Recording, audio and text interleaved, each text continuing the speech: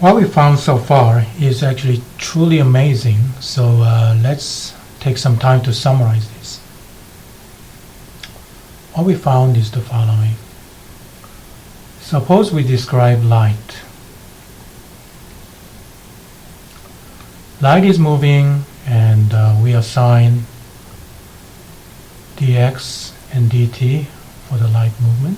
What we discovered, well, what we learned is that if dx dt equals 1, then in any other inertial reference frame, dx prime dt prime is also 1. And if this is -1, then this is -1. So that was the content of the first postulate. What we were able to derive from the first postulate is the following. So now, any object undergoing some motion involving some displacement in time and space, so dx dt, what we discovered is that there is, we solve for the transformational equations, which reads as this, and then dt prime gamma dt minus v dx. And then the prime coordinate is moving at v relative to xy. X prime coordinate is moving at velocity v relative to unprimed x coordinate system. And the gamma was 1 over 1 minus v squared.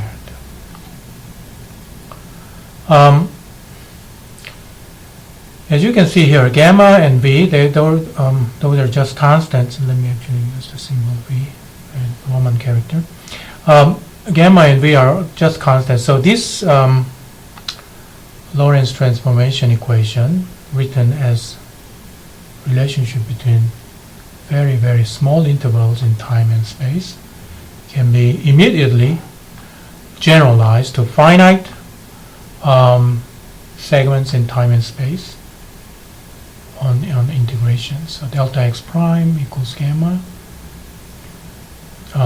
delta x minus v delta t, and delta t prime equals gamma delta t minus v delta x. And if we actually take the origin of space-time such that origins are 0, and then we measure these deltas with respect to the origin, then this transformational equation can be written in yet another form, which happens to be the standard form that you find in textbooks.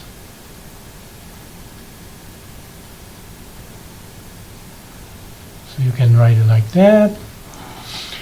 And let me do one more standardization here. Well, we've been assuming c equals 1 so far, but for this Lorentz transformation equation, let me go back to that traditional unit system where c is not 0. Then we need to actually match the dimensions here. So physical dimension-wise, all of these are fine. This x length, this is length, this is time, times velocity of light. So there's no place where we put c there. Time, but this one is not dimensionally correct. Vx is length divided by length squared divided by time. So in order to make it have the correct physical dimension, we need to divide by c squared. And also the gamma value here is this is a dimensionless parameter, which is v squared over c squared. So that's these are the textbook expressions, if you like, for the Lorentz transformation. However, I regard these infinitesimal relations much more useful and more fundamental. Now, you can derive very useful properties from these Lorentz transformations. For example, if you look at these two equations, you can prove the following thing.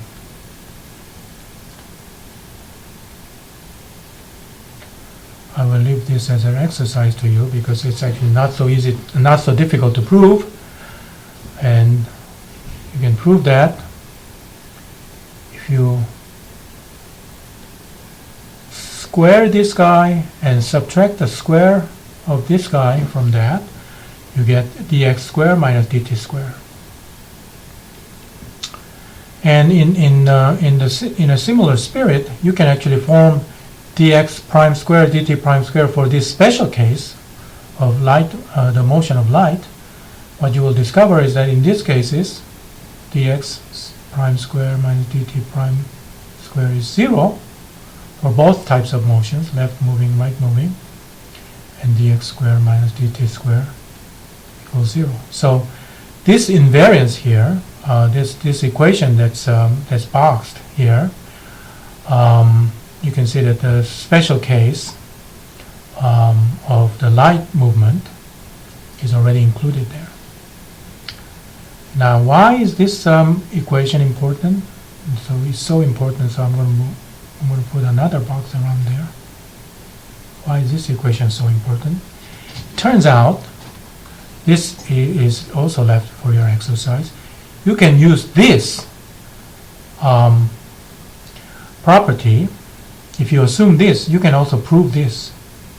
Prove this transformational property. So these two,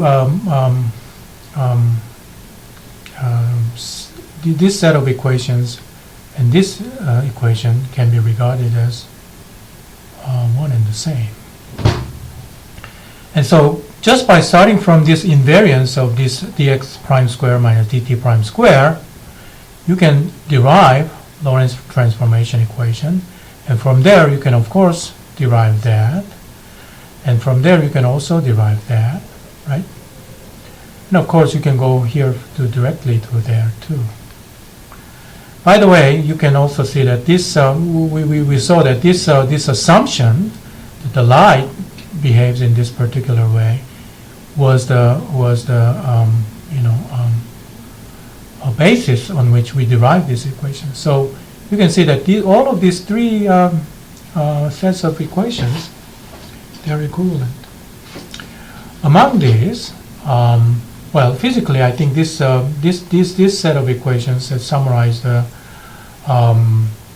first postulate is, of course, very, very important. But for developing the theory of special relativity, this invariance of this particular form of, dx's and dt's is of utmost importance. You can say the whole theory of special relativity basically rests on this equation alone. Let me emphasize the meaning of this equation. And by the way, you can also generalize this invariance to finite space-time intervals. So delta x prime square minus delta t prime square equals delta x square minus delta t square. And of course, if you want to go back to the conventional unit system, this has to be written as delta x prime square minus c square delta t prime square equals delta x square minus c square delta t square. So I'll just leave you with these equations. Now let me finish by saying that by pointing out the physical meaning of this equation. What this one says is that